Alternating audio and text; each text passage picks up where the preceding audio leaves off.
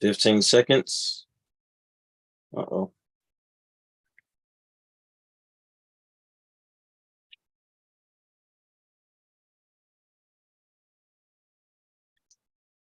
Good afternoon. I'm Treyon White, Ward 8 council member and chair of the Committee on Recreation, Library, Youth Affairs. Today is Tuesday, February 28th, 2023, and we are meeting remotely using the Zoom platform. The time is now 12:07 p.m., and I'm calling to order this performance oversight hearing on Serve DC.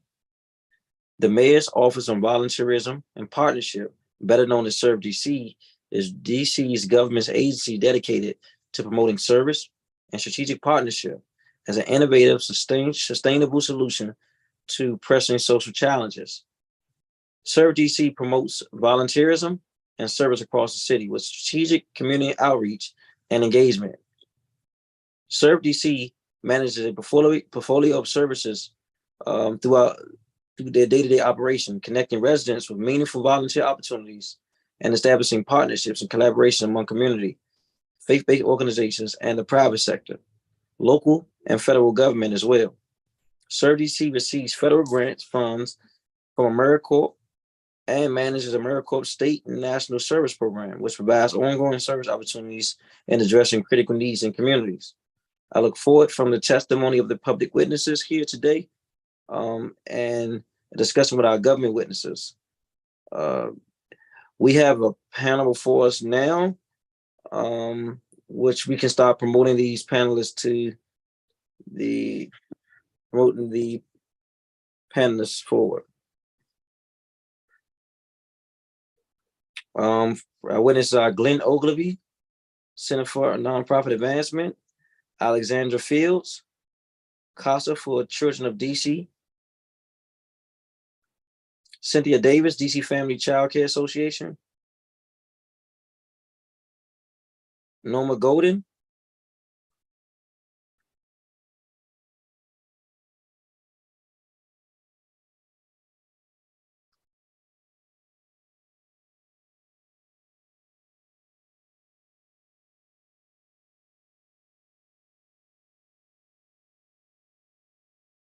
okay. I don't see Glenn just yet. Betty Ward, Adeyabeba Gabriels, Elizabeth Belay.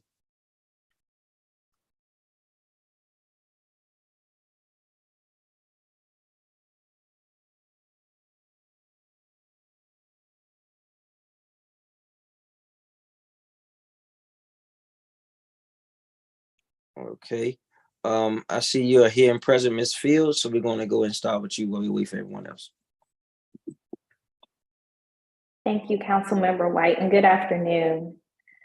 And good afternoon to the Committee on the Recreation, Libraries, and Youth Affairs. My name is Alexandra Fields Evans, a Senior Manager with CASA for Children of DC, known by many as CASA DC. Serve DC is indispensable to the DC community, funding and enabling capacity building to DC's nonprofits and volunteer-based organizations like CASA DC. We know the importance of volunteer-based supports for the DC community, and we urge the council to continue to value and prioritize Serve DC and the impactful services to vulnerable youth. Through Serve DC, we have connected with numerous volunteers to serve DC's vulnerable youth, both through Serve DC's website and sponsors events like the MLK Day of Service and Serve DC's open house, and been provided funding to strengthen and diversify our volunteer base. We are so grateful for all that Serve DC does to support CASA DC and organizations like ours.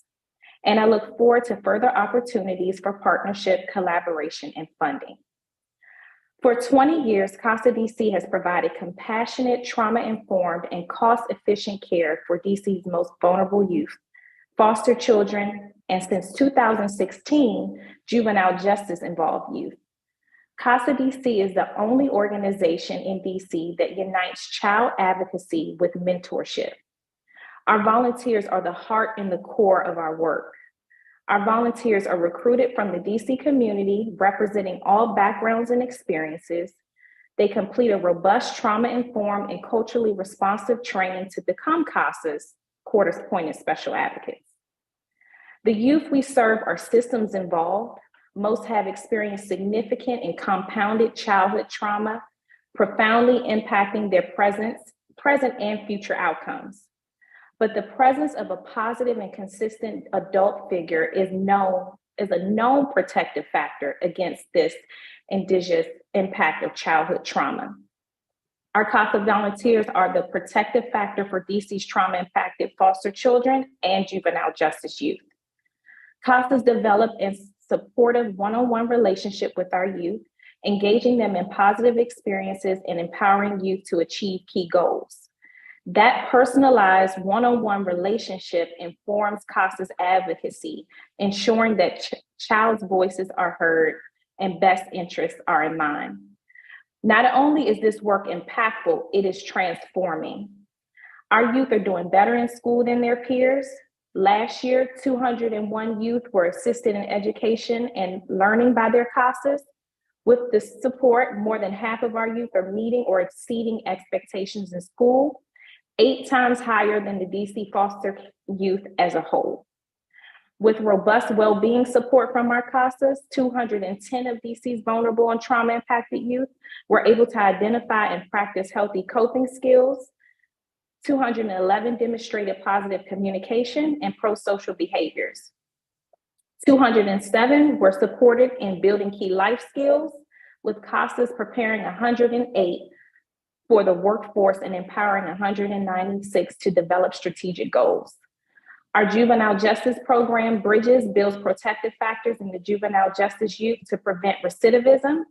89% of our youth demonstrated positive communication skills and practiced positive coping, and 91% demonstrated pro-social behavior. Our justice youth are on the path for a brighter future. 93% have set proactive goals. With CASA's help, 83% of the youth avoided contact with the juvenile justice system over a 6-month period. Less than 25% reoffended during the past year. 80% of Bridges youth are currently on track to successfully complete their diversion programming. With opportunity for expansion, we are providing evidence-based peer circles every weekday at the Barge Restorative Justice Centers, and have now provided safe, positive, engaging spaces for nearly 100 youth. CASA DC services to DC's foster youth are currently funded by the DC Superior Court and private and federal grants. We could do so much more with additional funding. Serve DC has funded CASA DC in the past, enabling sufficient opportunity to recruit more volunteers and transform more lives. We look forward to additional opportunities for funding, such as through AmeriCorps. CASA DC is activating and training the DC community to take care of the district's vulnerable youth and children. With additional funding, there are so many more potential volunteers that we can connect with, and much more that can be done for our youth. Thank you, Councilmember White, members of the Committee on Recreation, Libraries, and Youth Affairs, and representatives of Serve DC for your time and attention today, and all that you do for our community. CASA volunteers empower DC's youth to greater outcomes and success. With Serve DC support, we have the capacity to recruit more volunteers to serve more youth, and together to make a difference in more lives. We welcome any questions. Thank you all for your time and your support. Amazing, and thank you. I want to jump to Ms. Betty Ward.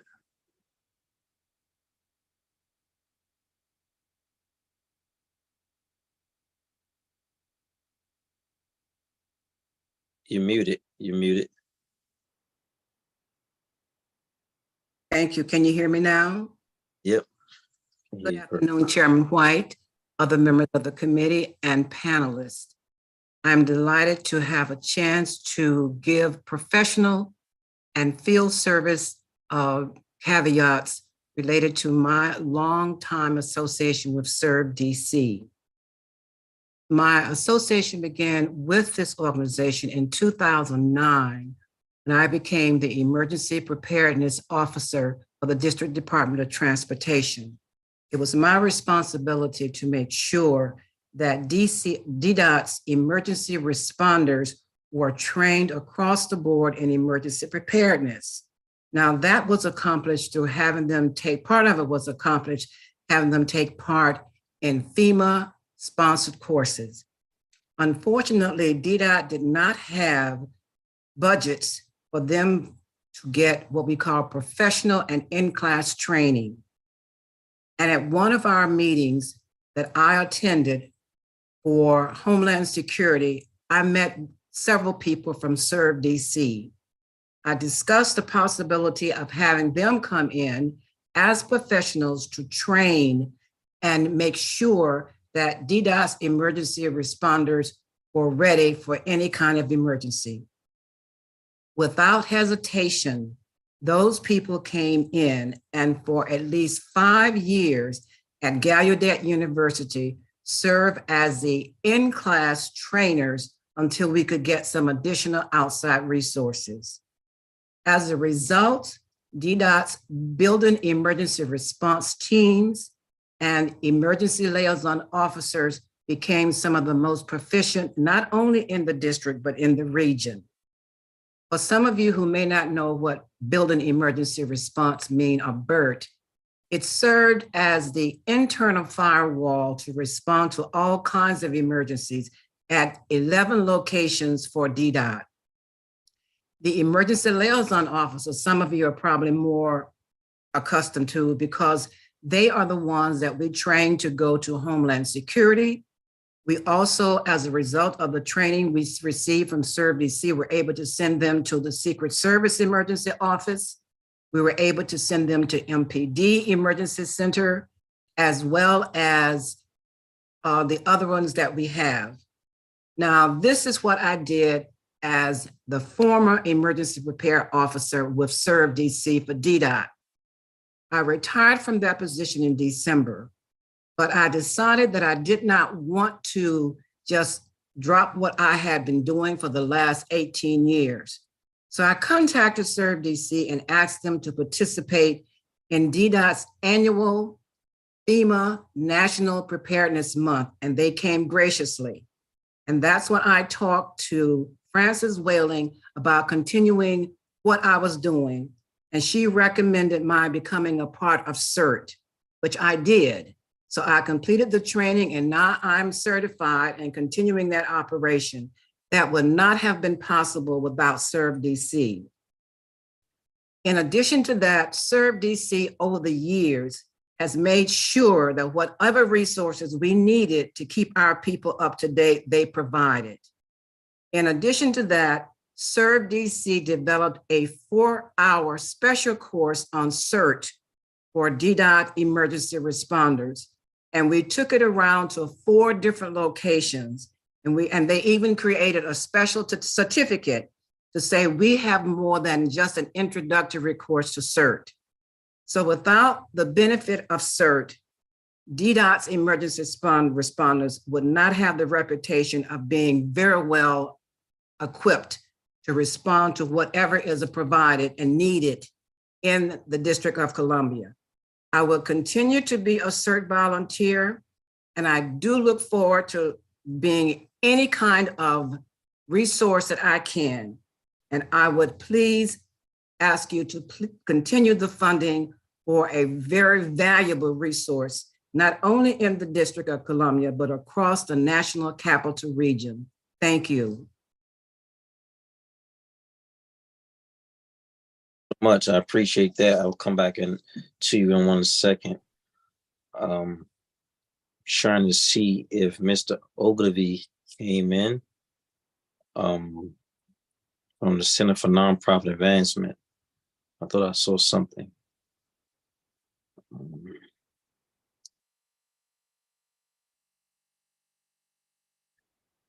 There you are. I'm here, Councilmember. How are you? Well, and yourself. Good afternoon. All right, I'll go ahead and share my testimony if we're on time. Yep. Awesome. Well, again, good afternoon, Council Member and Committee Chairman White and members of the committee. My name is Glenn Ogilvie, and I'm CEO at what's called the Center for Nonprofit Advancement. The Center is an association that has been serving the District of Columbia for over 43 years. We currently support more than 800 members and participating nonprofit organizations, most of which are located in serving children, youth, families, and communities right here in the District of Columbia. I am delighted to testify today in support of Serve DC and pleased to share highlights of the agency's phenomenal leadership, its culture, its critical purpose, and intentionality. Like many of you, I was here in the District of Columbia and involved in the nonprofit sector when Serve DC was established as the DC Commission under AmeriCorps Corporation for National and Community Service. Since its inception and still today, Serve DC's leadership has been critical to the success of nonprofit organizations. Under Director Squire's leadership, Serve DC has increased and prioritized volunteer service to complement existing organization team members and to ensure the accomplishment of critical goals and amplify efforts for each organization to achieve its mission. Serve DC maintains a culture that engages all nonprofits and all people. However, the agency also manages to prioritize small organizations and committees having the greatest needs, a balance that has been successful given their servant leadership posture. As we know, nonprofit organizations and communities benefit greatly from volunteer service, as well as the training, partnerships, and grant support Serve DC provides. In the absence of stable funding and organizational infrastructure, these support services ensure that critical services can be delivered by qualified and well-trained individuals. Serve DC has been intentional in its partnerships and collaborations with the district's leading nonprofit service providers, including the Center for Nonprofit Advancement, and also say that together we've helped build the capacity of organizations to recruit and retain volunteers of color, to serve Black men and boys through Volunteer Generation Fund, which we know is an initiative developed through former President Obama's My Brother's Keeper initiative. In addition, our organizations have worked on countless innovative and response initiatives, ensuring the collective and that we can collectively meet people and organizations where they are and advance their capabilities. Finally, I'll share that the nonprofit sector continues to be critical to the fabric of the District of Columbia, that our organizations have the highest outcomes for those people and communities with the greatest needs. And I'll mention that the organizations range from education to housing to workforce training and to health, and that all of these organizations really end up providing support to the great people who live and work here in the District of Columbia. So once more, underscoring the importance of Serve DC and the phenomenal leadership that the organization provides, and being available for any questions or thoughts you may have. Thank you. No, thank you. I appreciate what you do. I'll come back to you in a moment, Mr. Ogilvie. I want to jump back to Ms. Fields. Is Ms. Fields still here? Yes. First, I want to thank you for the remarkable work you are doing with our youth and young throughout the district, with a population that needs us all the more. You guys have stepped up over the years and just been very thoughtful and community oriented, and just kind of creating partnerships, as I've heard today. I want to know from you, how has your organization grown since being in partnership with Serve DC? I think it's been 20 years. Yeah, we've been around 20, we're celebrating 20 years this year. I can speak more recently to that is going through the Volunteer Generation Fund grant was an amazing experience. It was almost like a family structure. It was eye-opening, if you will. And so we've been able to recruit and increase our Black male volunteer presence. That has been the major outcome of this partnership. We've also been able to look at our recruiting methods of male volunteers in general, so that we can have that representation to our youth who are 90% African American and from Ward 7 and 8. And so that is very important to us. And in what ways do the volunteers come along and enhance your mission and vision? I'm sorry, sir, can you repeat that? Yeah, so once you get the volunteers, I heard Yes. you say or African-American male volunteers, what actually do they do? Absolutely. So they are paired with one youth. It's one youth to one volunteer. And that advocate mentor, if you will, really walks with the child throughout the foster care system until their case is closed through DC Superior Court. And so we do have that division, and we also have our juvenile justice division, where they will be paired with a youth, let's say, that's on probation or committed to DYRS until their case is completed. So really supporting them with whatever they need throughout that process, and our dual jacketed youth who have both case open at the same time. Got it. And how do you find the application process for Serve DC? For CASA DC, you go to the website, and once you submit the application, the volunteer. How do you find the I guess the friendliness of it, being able to apply for it, receive the grants? Yeah. Oh, wonderful. Okay. Absolutely seamless. Really enjoyed it, and really enjoyed the training and coaching of just being more culturally responsive. That was just wonderful. And even the training itself and the grant process and orientation was really inclusive. Got it. And what wards are you currently serving in the district? We're serving all wards, but as I mentioned, the majority of our youth are from wards 7 and 8. Got it. Thank you. You're welcome. Read that. Miss Ward, are you still here? Yes, I am. Thank you for your testimony. It sounds like your engagement was more so organic. You had a thought and a need, and it sounds like Serve DC heard that and figured out a way to work with you to create this CERT program. How does this help you to accomplish your mission, I guess, with DDOT? Well, as you know, each agency within the district has certain emergency preparedness responsibilities, especially what they call the big six, like DDOT, DPW, Department of Human Services. So whenever we've had disasters and emergencies like the derecho or riots or demonstrations or things like that, we have to put people in the field. And those people have to be trained, and they just cannot get it from the FEMA courses.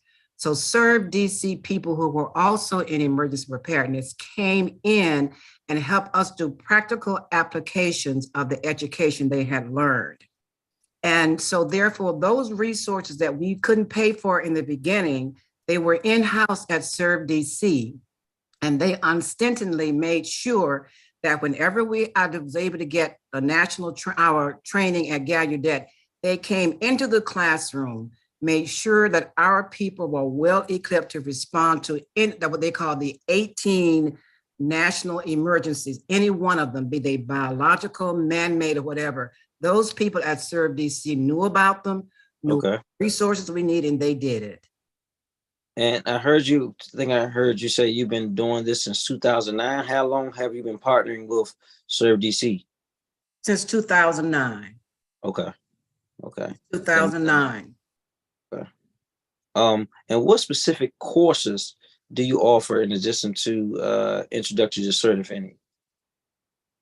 Okay, I need to know what you mean, what additional courses that our people have to take? Yes. So you talked about the need for DDOT workers to get this training that yes. In order for you to be considered an emergency responder in good standing with FEMA, you have to take the best basic courses, what we call NIMS, National Incident Management Systems. And there are about 4 of them that you have to take online and pass to be certified. But in addition to that, you have to do, I guess, what people would call it field service to make sure you're there. That's where Serve DC came in, because people took what we call 100, that's introduction to how to respond. 200, how would you manage and control any kind of disaster or emergency? And 300, how would you do incident command? It's one thing to be in a classroom and reading and then passing a test. It's another to take that information and then implement it effectively. That's where Serve DC people came in. They knew how to take that information and teach and train our people how to respond appropriately whenever disasters or emergencies struck. Thank you. I appreciate that. Mr. Ogilvy. I'm here. Thank you, man. Good afternoon. I'm glad Good you're afternoon. doing the work, especially in the nonprofit sector, touching so many lives through your work, your partnerships, and just your collaborations. Can you give us an idea of how many, I guess, organizations that you serve through your umbrella? So we serve 800 organizations annually. About 600 of those are dues-paying members of ours, and the remainder are organizations that take advantage of all of our offerings as they go and as needed. And do these organizations interact with Serve DC at all in any capacity? They do. Many of our organizations connect with Serve DC. They receive funding from Serve DC, rely on them for volunteer engagement to establish their volunteer recruitment tools, utilize their website and other services for identifying who's out there and who can support their efforts. And I'll go a little further and say that that was very much the case during the pandemic, which was a challenging time for organizations, in which Serve DC stepped up, and many of our organizations, as well as ourselves, relied on them for PPE and other support. Great. Specifically for father, men, and boys, how were you able to work with Serve DC to get volunteers? Yeah, so for the Volunteer Generation Fund initiative, we worked together to identify organizations through a process who would be ready to prepare to receive or engage men of color to serve men and boys of color. Once organizations were identified, they were able to participate in a year of training and capacity building to get their systems in place and strategies together to be able to do that successfully. And they were also able to receive resources to build internal infrastructure, make those investments where necessary to be more successful at it. Thank you. My staff noted also you did workforce training. What type of workforce training did you do? So the center actually provides more so professional development, helping nonprofit leaders, board members, and team members at every level to have the core competency to do their jobs better. So that training is for folks who are already in organizations, better program directors, evaluation specialists, fundraisers, financial managers, and the like. Great. And I appreciate seeing you just continue to do this work and just create so many bridges for organizations that are trying to figure it out. And I know at the Center for Nonprofit Advancement, you all help to build capacity, resources, and strengthen leadership with the organization, man. I always want to thank you for your work that you do. Yeah, likewise. And thank you. You've been a great supporter of the work, helping to keep nonprofits strong, recognizing that fabric we bring to community. And congratulations again on receiving our Phyllis Campbell Newsom Public Policy Leadership Award. As you know, that is people's choice. So your name and the work that you've done continues to resonate, and it gets you those levels of recognition. So thank you for that. And thank you for pushing others to do the same. Thank you. It's truly an honor. Thank you, Glenn. Pleasure. Thank you. The next part of this hearing will transition to our government witness, who's Director Alexis Squire. If we can elevate her.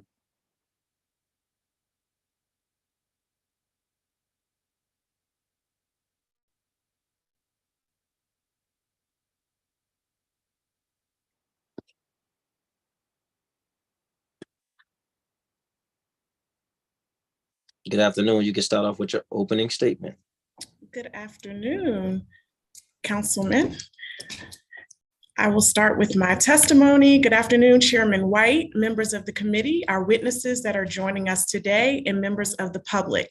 My name is Alexis Squire, and I have the distinct honor of serving as the Chief Service Officer for the District of Columbia and the Director of Serve DC, the Mayor's Office on Volunteerism and Partnerships. I'm pleased to be here with you today to discuss the progress and performance of our office over the fiscal year 22 and fiscal year 23 to date. In 2019, Mayor Muriel Bowser officially expanded the office by combining the Office of Partnerships and Grants with the Office of Volunteerism to form the Mayor's Office on Volunteerism and Partnerships. In the years following, we have worked relentlessly to create cohesive systems and programming that reflect this expanded vision. Today, I am proud to share evidence of how we have crystallized the power and possibilities of our mission by bringing diverse constituent groups and resources to the table, connecting funding, knowledge, and service opportunities to residents, business leaders, philanthropic entities alike, with the purpose of creating shared solutions for our city. Serve DC's collective actions support Mayor Muriel Bowser's commitment of actualizing our city's comeback by supporting opportunity-rich neighborhoods, impactful businesses, and thriving people. Our approach is fueled by this vision, along with our ability to curate an energized civic ecosystem that connects each act of service from need to action in response to our city's greatest challenges and needs. Through grant funding, strategic philanthropic partnerships, volunteer and service opportunities, and targeted capacity building and amplification, Serve DC continues to meet this moment in audacious, adaptive, and actionable ways. We recognize Serve DC's critical role in achieving this goal.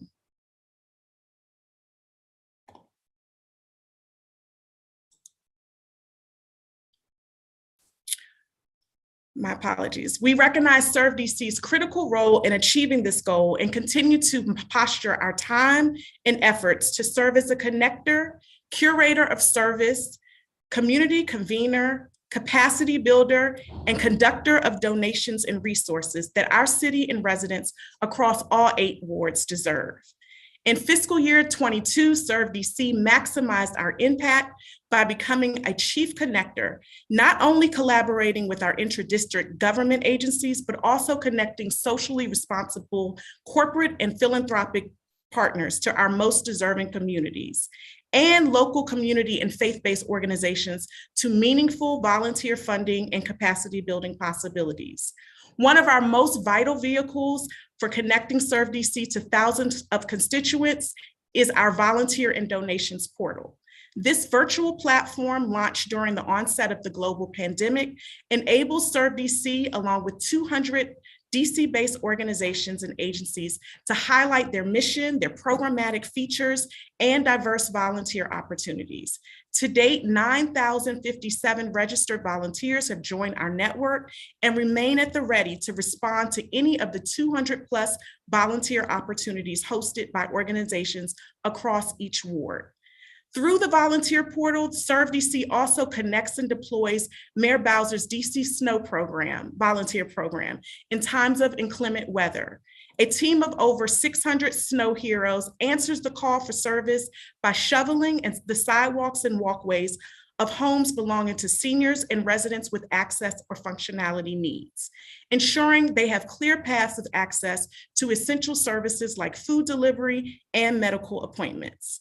While we are only called to deploy our snow volunteers once in fiscal year 22, Serve DC continues to work to enhance our program by bolstering our data tracking for seniors, deepening our coordination with our partners at OUC and DPW, and most importantly, addressing the disparity of numbers of volunteers in wards 5, 7, and 8, and 4.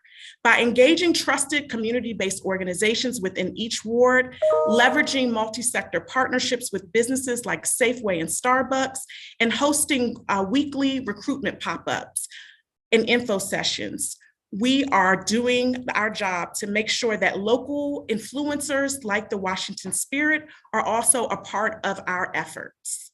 In the same way that Serve DC connects people to purpose via our portal, our funding and resource alert also connects thousands of residents and nonprofits to funding power and possibilities.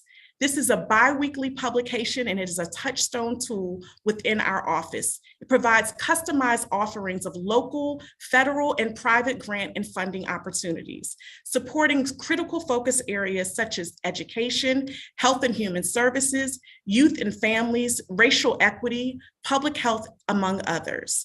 Additionally, we include mayoral initiatives and other free offerings and trainings and resources that will better position nonprofits to build and sustain capacity. Finally, through this alert, we amplify our district government funding opportunities, including live links to our citywide clearinghouse, DMPED's obviously DC site, and the DSLB funding alert. In fiscal year 23, we continue to place prior alerts on our MOCA website. We also share a schedule so that readers know when to expect this valuable tool. In fiscal year 22, Serve DC also played an instrumental role in connecting businesses and philanthropic communities to organizations and government entities as we work collaboratively to address social challenges. For example, our connections and efforts aim to make the holidays brighter for children and families across our city, but especially within our most vulnerable communities. By way of partnerships such as NBC's Food for Families, where we collectively distributed 5,000 turkeys, or the Holiday Caravan event in partnership with Coke Consolidated and the ARC, Enchanted DC and DC Health, we distributed hundreds of toys along with access to vaccines for over 100 east of the river children and families. But last, but certainly not least, our annual signature holiday partnerships, including Safeway Feast of Sharing and the Mayor Muriel Bowser's Toys for Tots.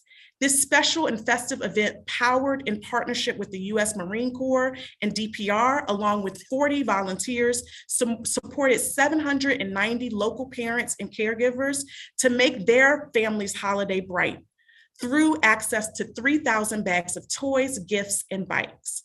Serve DC is also proud to serve as the chief connector for Mayor Bowser's 5th annual Maternal and Infant Health Summit in partnership with the Mayor's Office of Women in Policy and Initiatives, by way of connecting external, corporate, philanthropic, nonprofit, and thought leaders and partners to support this critical initiative. To date, Serve DC has helped to solicit and secure over $1 million in investments over the past 5 years through engagement of internal and external partners. These partnerships underscore Mayor Bowser's vision of a multi-sector approach to providing residents with the confidence and evidence of our collective effort. Our district volunteers and community-based organizations continue to rely on our ability to create meaningful service opportunities across the city.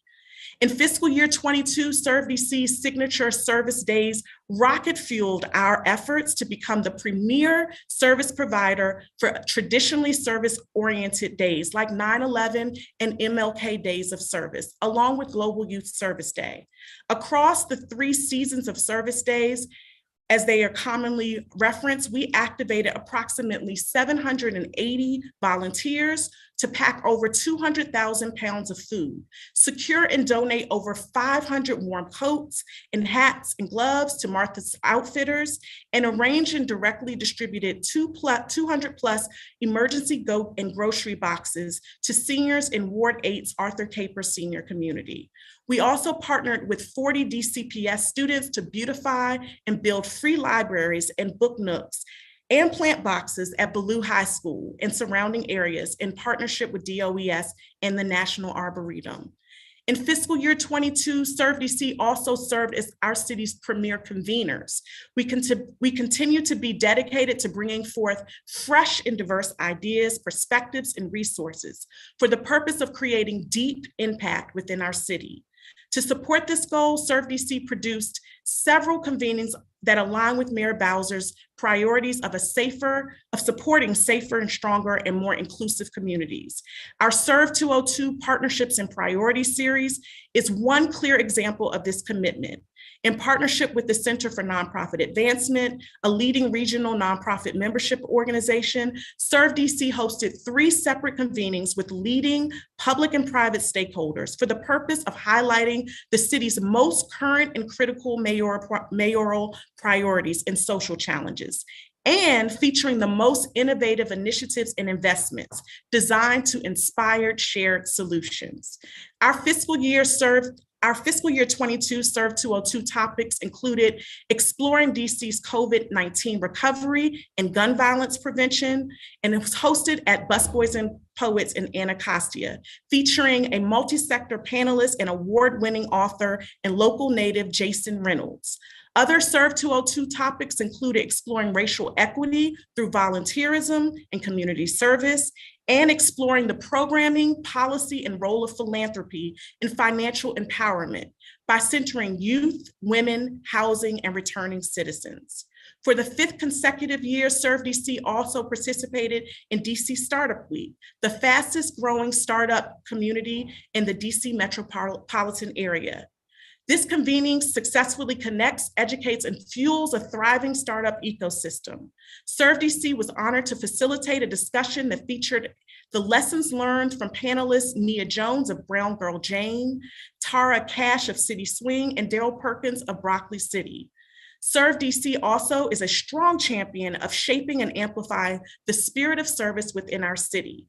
Our first in-person Spirit of Service Community Day and Awards empowered us to celebrate and commemorate the rich legacy of connecting people to purpose through service.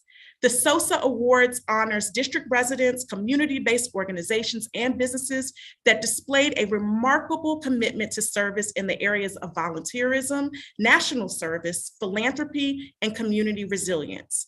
This convening's inclusive design allowed us to not only recognize award winners like firefighter John Tate and his organization Food on the Stove, Ward 7 CERT volunteer couple Mr. and Mrs. Chestnut, and Coolidge High School graduate and SYEP participant, Mr. Marquise Jackson, but also provided the space to celebrate over 200 nominees who represent every ward and every act of service within our city.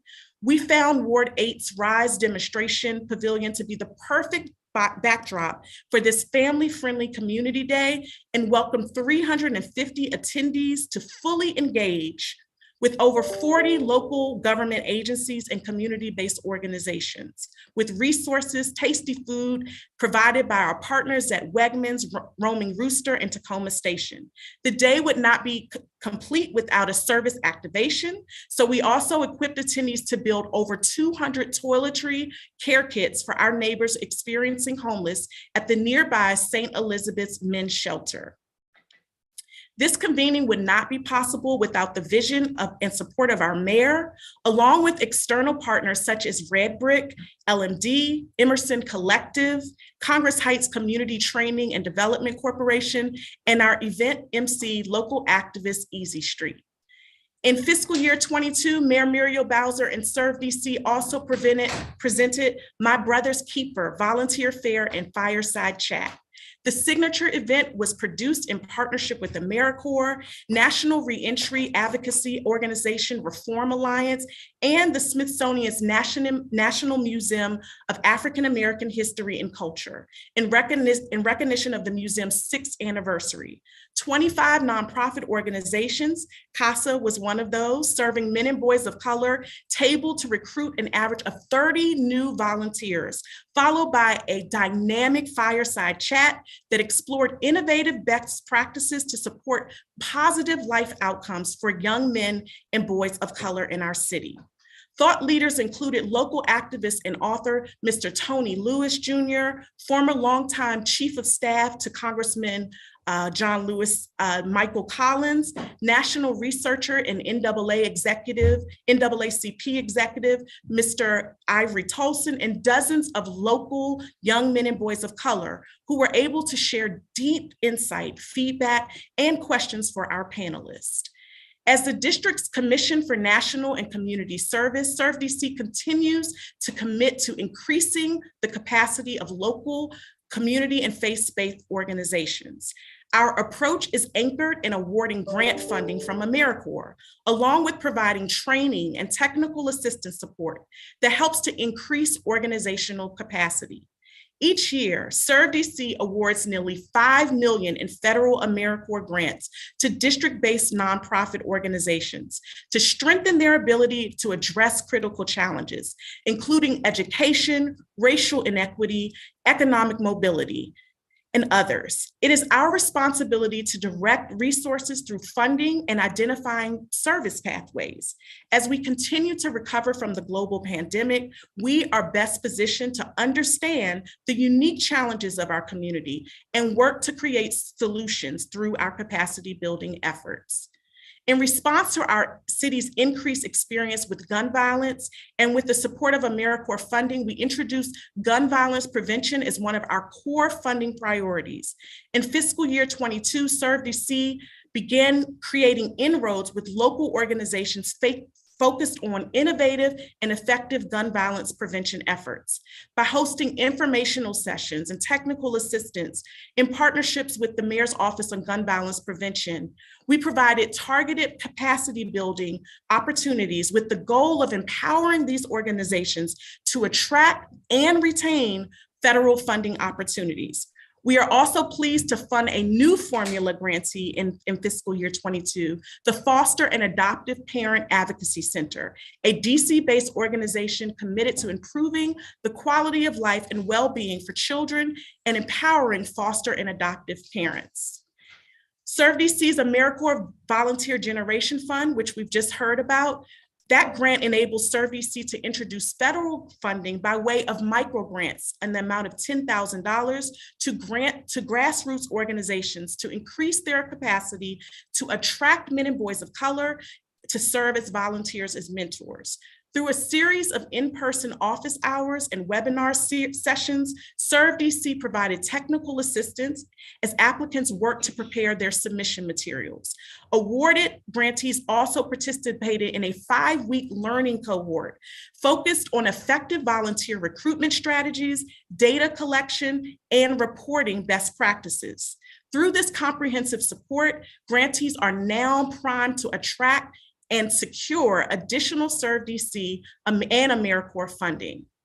Serve DC also seeks to increase the capacity of our community to respond in any natural disaster, emergency, or crisis. We achieve this by equipping residents and community-based organizations with life-saving trainings and skills. We continue to seek and understand our local landscape and any emerging threat on a hyper-localized level. Through the Community and Emergency Response Team, our CERT program, CPR trainings, and our Summer Youth Employment Preparedness Academy, we provided 102 community resilience trainings to 1,431 residents and stakeholders. Additionally, we partnered with community serving organizations like Damien Ministries and the Fauntleroy Center to graduate 65 DC CERT volunteers. We also expanded the capacity of public servants by way of partnerships with the Office of State Superintendent in Education and the Red Cross, and trained and certified over 1,000 bus drivers in CPR, AED, and first aid. In July 2022, Serve DC partnered with HCMA and DC FEMS and NPD to conduct active shooter training for over 300 members of the faith-based and hospitality communities. One of our greatest honors as the city's community resilience hub is to equip and connect a new generation of civic leaders. We continue to build upon this legacy, and for the 10th consecutive year, we are designing and hosting the Summer Youth Emergency Preparedness Academy in partnership with DOES.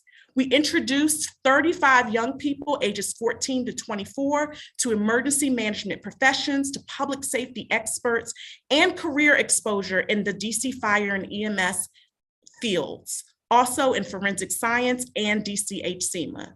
Additionally, youth participated in peace walks with the public safety team, engaged in weekly volunteerism with Martha's Table, and created 2 public service announcements on topics of gun violence and the opioid crisis, which were amplified by the Office of Cable Television and Film and Music and Entertainment. JP Morgan Chase also partnered with ServeDC to provide additional financial preparedness focus to our program and supplementing funding of $150K to ensure each student earn an hourly wage of $20 per hour, along with the battery of wraparound services such as transportation and family support services. Last but not least, in fiscal year 22, ServeDC served as a compliance conductor for over $24 million in-kind and financial donations to support some of our city's greatest priorities, including education, recreation, health and human services, public safety, and the environment and government operations. Additionally, our team provides regularly scheduled donations management training to district agencies to ensure each is aligned and aware of compliance rules of conduct as outlined in the 2022 Mayor's Order. ServeDC conducts and plays an integral role in our city's review and approval of acceptable donation making by coordinating and implementing mandatory policies and procedures related to the solicitation and acceptance of private donations, and by coordinating review of agency requests to solicit such donations in consultation with BEGA, the Mayor's Office of Legal Counsel, and the Mayor's General Counsel. In closing, I would like to thank Mayor Muriel Bowser for the opportunity to lead our city's efforts in advanced service and collaboration. I would like to thank my dear staff at ServeDC, who every day go above and beyond to execute our mission and bolster the Mayor Bowser's vision for our city. I look forward to continuing to leverage the support of our commissioners, our many partners that help to champion volunteerism and service in the District of Columbia. And lastly, Chairman White, I want to thank you and acknowledge you for being a strong advocate of our work and for the opportunity to present to the committee today. I'm happy to answer any questions you may have. Thank you. I don't know if I have any questions. You just said a mouthful, but go ahead, try to dig away at it. Thank you for your work that you do and your staff and all those behind the scenes that may go unnoticed in ensuring that our residents have an opportunity to be engaged and helped, especially in their time of need. I know that you talked about, one of my questions about the amount of grantees. I think I heard you say the number 25. And were those just AmeriCorps grantees or those grantees overall? I think you said AmeriCorps gave 10,000. No, each? so yes, so we have 25 grantees total. They're all funded through our AmeriCorps grants, but there are different portfolios of grant opportunities. So we have our formula grant program, our competitive grant program, which are larger in amounts, and then also our volunteer generation fund, which you heard testimony from CASA and also the Center for Nonprofit Advancement. And those are micro grants, and we give those to 10 organizations. How many grants have you given out total? 25. Oh, so this 25 is not, that's my question, it was not all AmeriCorps group grants. They were broken up in different pots, is what you're saying? But all under AmeriCorps. They're all, the source of funding is from AmeriCorps for all 25. So the volunteer generational fund is from AmeriCorps. Yes. The formula grant, AmeriCorps. Yes. You said a comprehensive grant? Competitive. Competitive grant, all these AmeriCorps funding. Yes. Okay, thank you, that's clear. And how many organizations are you working with outside of just funding? So we work with those organizations to get direct grants. We have over 200 other organizations that use our volunteer and donations portal to highlight their missions and also to, on an ongoing basis, share their ongoing volunteer opportunities. We also do regularly scheduled capacity building, and those are with organizations outside, to include the AmeriCorps grantees, but also hundreds of organizations that are outside of our portfolio. We also send our funding alert that goes out bi-weekly, and that also reaches thousands of organizations and practitioners. Thank you. And with that, how are you collecting these donations, and how much have you collected? So this year for fiscal year 22, we were, give me one moment. We collected over 24 million. And that is also, again, we are kind of the pass through in terms of making sure that it's ethically sound and recorded. We are making sure that we coordinate with BEGA, the General Counsel, to make sure each of the legal sufficiencies for these donations are done in the proper way. And that was So $24 million. you don't actually hold the money, you actually facilitate the money coming in the government?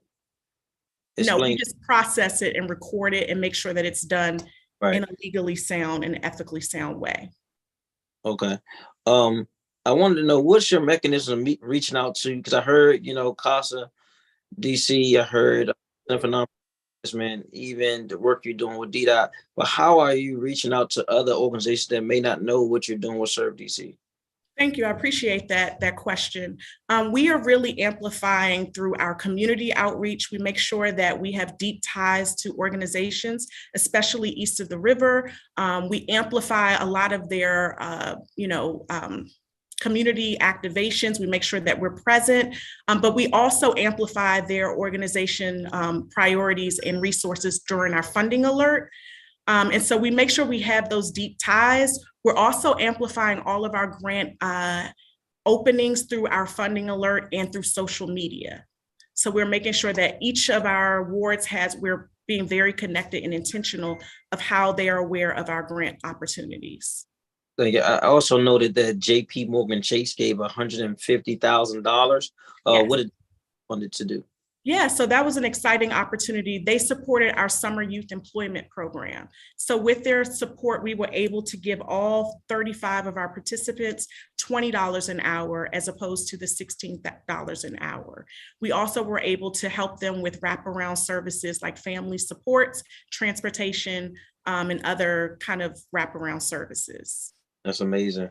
Are you planning on doing that again this year? We are. We're trying to encourage all of our young people. They just extended the deadline, so we're trying to get our numbers up, and we're actively working with JP Morgan now to make sure that we can continue that legacy. And are these you spread throughout the community, or they are in one central location? How'd you say 35? So we're actively recruiting across the city. We're going to be working with UDC. So as a part of our program, they will be on the main campus at UDC, but also doing college tours across the city with Howard, Georgetown University, and some of our UDC sites that are across the city, including Ward 8. Thank you. And I do know through your Serve 202 partnerships and priorities, you guys focus on gun violence prevention. Can you tell me a little about what you all are doing, connecting with agencies, organizations, and people to address public safety? Yeah, so we're excited. We have been, as soon as we have a strong partnership with the Office of Gun Violence Prevention, a couple of things that I can highlight. As soon as our grantees, they have announced their grantees, we're kind of giving them the love. We want to make sure that we are able to wrap our arms and our services and resources around them to make sure not only are they attracting and securing that initial mini grant or whatever the grant offering is, but that they're aware of availabilities of federal grants. Also that they have the capacity building, and this is where we work with partners like the Center for Nonprofit Advancement and others to make sure that they know how to grow and scale their operations, that they're increasing capacity through their volunteerism via our portal, and also if needed, that they're becoming CERT certified. So all of our offerings, we want to make sure that they have them. They're also automatically entered into our funding alert, so they get that information and are able to attract additional grant opportunities. And are you working with those violence interrupters and credible messengers or Cure the Streets programs directly? We work with them by way because they are also grant reviewers. So yes, we're working with them as well. You say grant reviewers? Yes. What does that mean? So as a part of the Office for Gun Violence Prevention, some of their credible messengers also serve as grant reviewers. So they assess whether an organization will get the grant funding. And so we're working with them to increase their capacity. We continue to figure out innovative ways. We're thinking about some east of the river convenings for fiscal year 23 that will really help to ensure that they have all of the capacity building resources. I know you all support some of our local businesses, and I know you all were a part of the, I guess, the DC Startup Work Week. Mm-hmm. Which industries are more prevalent in startup, and you encountered which industries are you prevalent in these startups? Do you see that more consistently startups? There's certain type of industries you see that you are helping more, or agencies, or is it, what type of businesses are you supporting?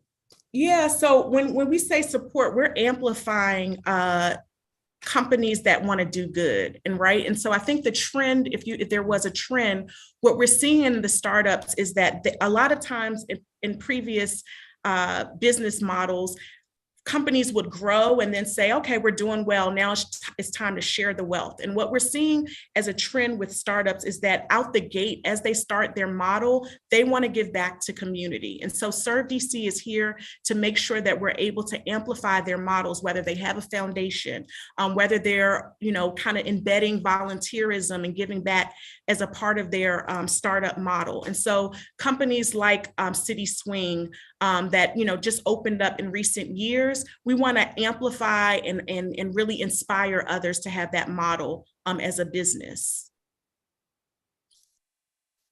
Got it. Oh, yes. No, go ahead. No, I was actually thinking about another opportunity in which we kind of coordinate that. We're also partnering with People of Promise to make sure that our most vulnerable residents that need additional coordination and resources, we make sure that we also support that effort. Okay. I'm very familiar with that work. I know you also listed a particular focus in wards 5, 7, 8, and I think you went back and said 4. Yes. How are you focusing your efforts in these wards, and what is that work? So that the data that you were referring to is our SNOW team, our SNOW volunteers, which is a signature program under Mayor Bowser. We have done a lot of data digging in that program, and we recognize that we have fewer volunteers in wards 4, 5, 7, and 8. And so we've been really intentional around bolstering our partnerships with leading organizations like ACC in Ward 8 and Damien Ministries in Ward 5 to make sure that we can recruit additional volunteers. We're also centering civic organizations like fraternities and sororities that have larger presence east of the river. And we also are doing pop-ups with Starbucks and Safeway to make sure that we're here at the grocery store, we're catching people as they're doing their morning or evening routines to inspire them to be able to become a SNOW team hero. Thank you. And I know we've heard about from Ms. Ward about the CERT trainings. Do you have a number of how many you've done last year as far as assisting with these CERT trainings? Yes, so we've had 65 new credentialed CERT volunteers in fiscal year 22. We've also done about 1,400 OSSI bus drivers with first aid and CPR. And let me ask you this. When you all give out these grants, what systems do you have in place to monitor effectiveness of the grants, accountability, reporting, just kind of the whole process? Yes, so we currently use 2 systems. One is our Encore system, that is a system that kind of coordinates between our federal grant with AmeriCorps and our grantees, and the other in fiscal year 22 was Zoom grants. Okay. And do you have any new, I heard you in your testimony say you have one new organization, but I don't know if that was the only one. How many new organizations you have, if any? Yes, so our newest organization in fiscal year 22 was our foster care adoptive parent organization. And we're excited to see them grow. Our grants are 3-year cycles. So our formula grant is in 3-year cycles. So you won't see the turnover and the frequency as much as you will in other local grants. But we are looking forward. Our formula cycle is open now. We're hosting a info session at the Wilson Building on Friday. We're also offering it virtually. And so we hope that organizations that want to learn more about how to become an AmeriCorps grantee would come to learn more about that. So that we do have a couple of openings, and we're hoping to get some new grantees this time around. Thank you. I know you're working with JP Morgan Chase and mentioned financial literacy. Yes. How is the agency partnering to do financial literacy? How's that work? Sure. So I think we do it a few ways. One is that you mentioned our Serve 202. Financial literacy is one of the Serve 202s that we highlighted and worked through in fiscal year 22. We work with JP Morgan Chase, with DISB, and with other organizers and nonprofits across the city that do innovative ideas around financial empowerment. So such as Mayor Bowser's investment in direct payments to mothers through Martha's Table, Washington Regional Association of Grant Makers, and the 11th Street Project. So that's one way in which we do it. We also are excited to be able, in addition to frontline volunteerism that we highlight on our portal, we are excited in fiscal year 23 to highlight service-based and kind of those longer and skilled-based volunteer opportunities, such as mentoring, such as legal support, and also financial literacy. We find through our partnership with JP Morgan Chase and other banking entities and other professionals that they too want to give back. And so we hope that the portal will be that platform that they can connect with organizations that have that need. Do you do any work specifically with senior citizens or seasoned citizens? We do. So we encourage certainly our seniors to be in service, but we also make sure that they have the resources that they need. So a part of our MLK Day of Service was building over 200 emergency go kits that we're able to share with seniors in the Arthur Caper living facility to make sure that they are aware and prepared in times of emergencies. We know that they unfortunately endured residents a fire in years past. So we want to make sure that we continue to keep them as informed and empowered and engaged as possible. We also are part of the aging task force, and we stay committed and collaborate with DACL very regularly. And what about, do you have any partnerships with the schools at all? We do. So we do that in partner through our AmeriCorps funding. About out of our 25, I would say certainly over half of them are in schools. So organizations like Literacy Lab and City Year, After School All Stars are located and serving students, many that are east of the river. So we do have partnership with schools. We also work with schools around Teen CERT, which is a teen version of our CERT program. We work with schools, Eastern High School, Coolidge High School, and Ballou. Yeah, we just had a shooting.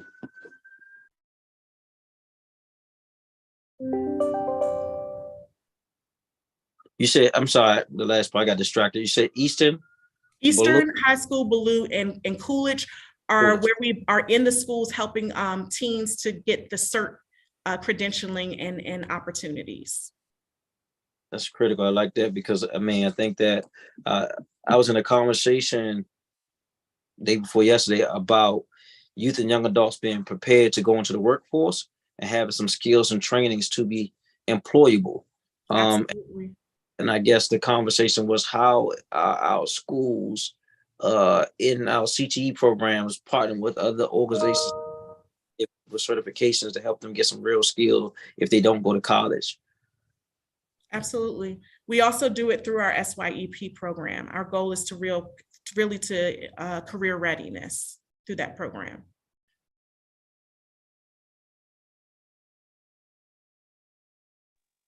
What would you say are if you can pick 5 of your pressing priorities for this upcoming fiscal year? Yeah, so thank you for that question. I think the first is community resilience, to your point, making sure that our young people feel prepared and inspired to serve in their community, but then also are prepared, empowered with the right resources, including CERT, CPR, to be able to save lives and sustain lives. I think that is really critical to make sure that east of the river, that we're focusing on CPR and first aid. We also want to make sure that we are being inclusive as inclusive as possible with our grant funding.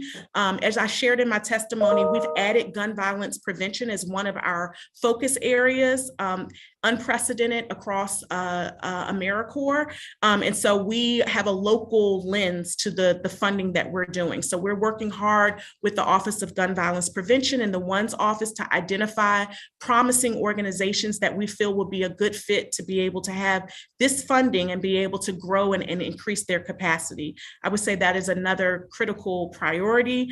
We continue to really focus on our partnerships. We want to make sure that this city is connected through solutions. And the only way to do that is to make sure that we all have a space and a voice at the table. And so we make sure that we continue to understand our ecosystem of businesses and how they want to respond and show up in community and engage them through those strategic partnerships. I think that'd be another incredible mission or priority for this year. I think that was 4. I think the last one is really just, again, making sure that nonprofits have capacity building. And so making sure that nonprofits, especially those who are public safety inclined and have the intersectionality with public safety, that they know about CERT, that they know about the funding alert, that they know about how to increase volunteerism through our toolkits, through our portal, and that they have the additional partnerships and capacity building to grow their efforts.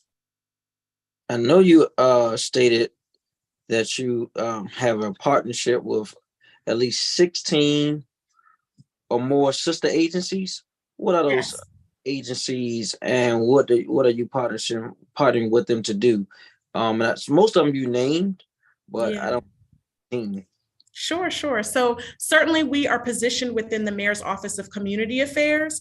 And I think those are, I would say our sister, organizations. We're making sure that the Office of LGBTQ Affairs, that the Office of Latino Affairs, African Affairs, our newest offices of Caribbean Affairs and deaf blind, that those constituents that they center have resources around capacity building, around our AmeriCorps funding, and also our volunteer activations and partnerships. So I think those are certainly 13 or 14 right there. We also are always communicating with DCH-SEMA, with OUC, DPW on the snow and emergency preparedness front.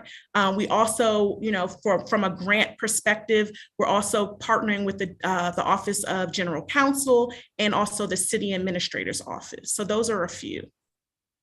Thank you. Mm-hmm. You've been extremely informative today.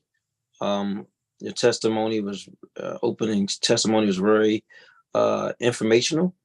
And so a lot of my questions I don't have to ask today. So I want to thank you for that. Do want to note as a final note to this hearing, if anyone cannot testify and would like to submit written testimony to be included in an official record, you can email your testimony to the Committee on Recreation, Library, and Youth Affairs at RLYA@dccouncil.gov. The office an official record will close Thursday, March the 2nd, 2023 at 5:30 p.m. With no other business before this committee, the time is now 1:20 p.m. and this hearing is adjourned. Thank you. Thank you so much. Thank you, Council Member.